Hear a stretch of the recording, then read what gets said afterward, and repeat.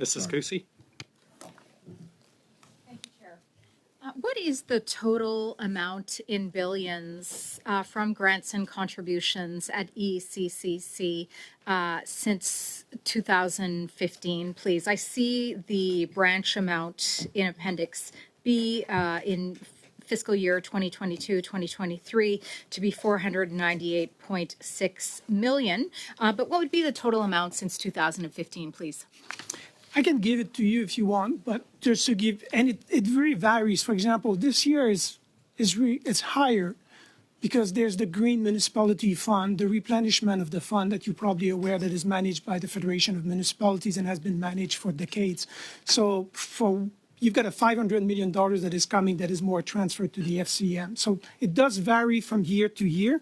But just to give you a sense, in 2016-17, that was 17-18, it was 300 millions, and you've got $1.2 billion in 3-4-24.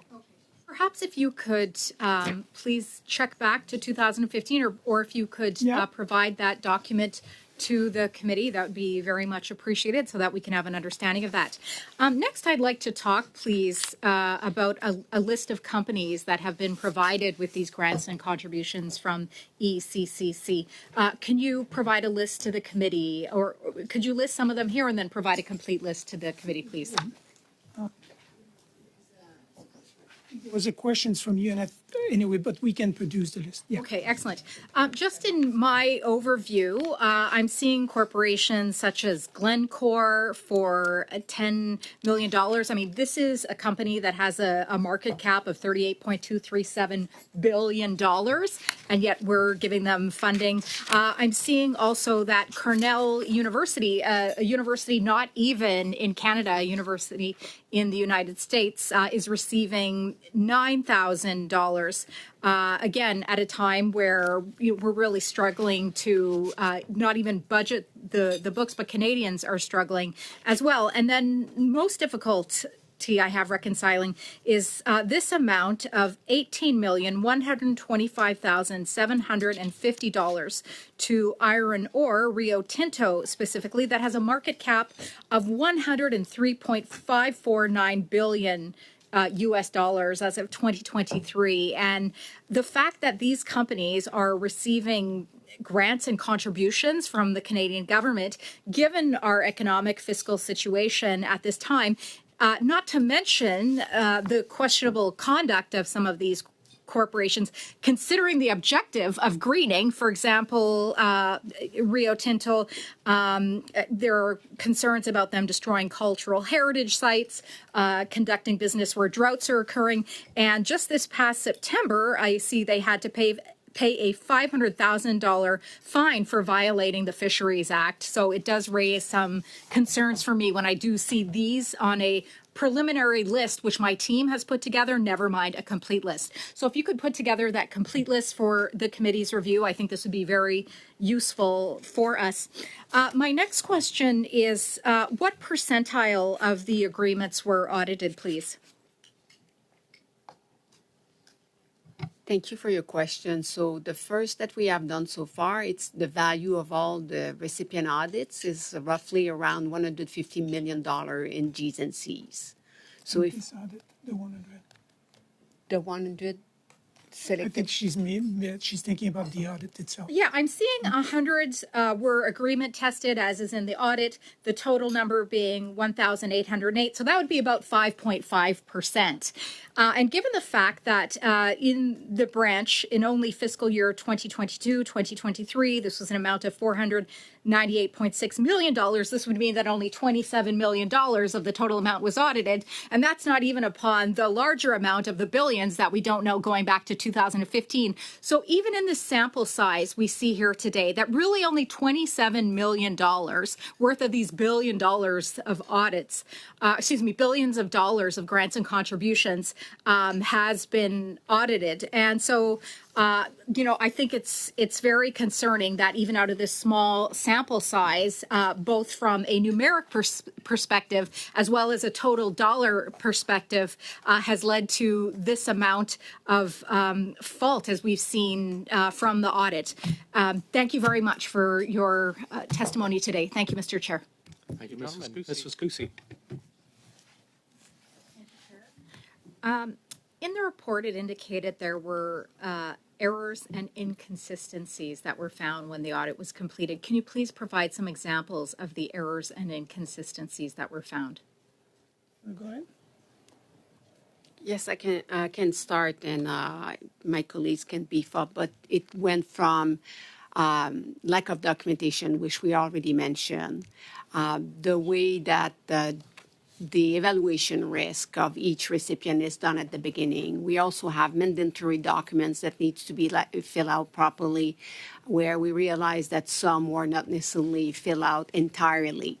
That needs to be added to the file. So it's all those observations that we realize that, it's kind of created like some inconsistency across the board. Mr.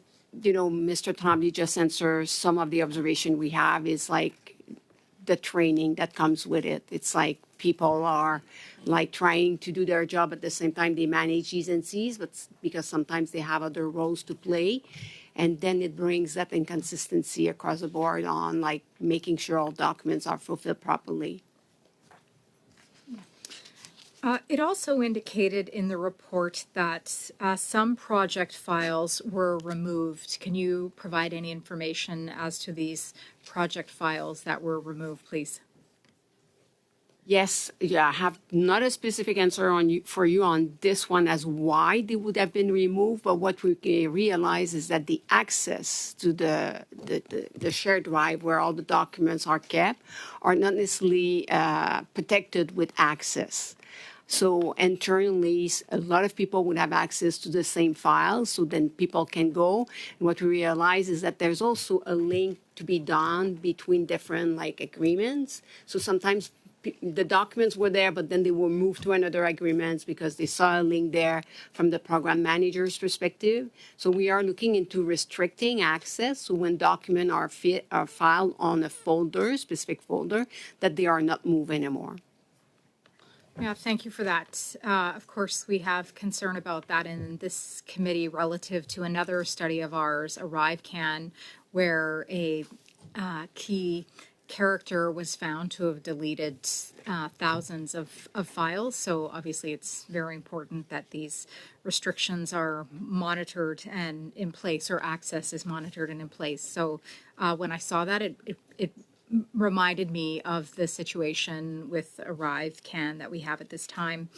In 2019, the Treasury Board put forward their report, a horizontal review, where they found that there were many different problems with files at that time as well. Can you speak to any of the lessons from this 2019 report and if they have been implemented? Because it would seem to me that there was this Treasury Board report 5 years ago, yet things seem to be getting worse and not better. So perhaps would you like to comment on that? I'm sorry. I know of a review that has been done by Treasury Board, but not on Gs&Cs, but mainly on asset fix.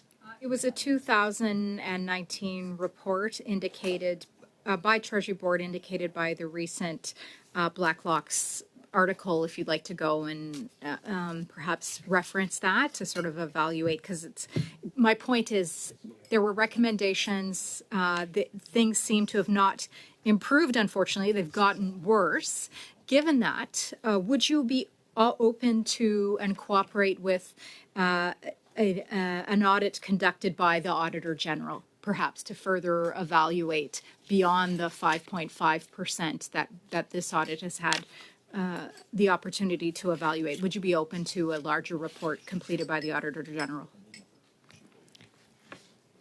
That's a very good question. We always welcome the Auditor General. There's no doubt about that. I think, though, that the work that we have been undertaking internally will definitely give us the result that we are looking for. So if there were to be any value in the Office of the Auditor General to come, it's maybe when we have done like the internal work first to add value on what we are currently doing. Seems then that this committee could benefit from a study done by the Auditor General to further evaluate these grants and contributions from ECCC. We did ask our internal audit to come with regular reports on the progress. Would be pleased to share them. Thank you. Wonderful. I think the committee would appreciate. We'll go to Mrs. Kusi for 5, please. Thank you very much, Chair. I just have a few more questions to finish our time with you today.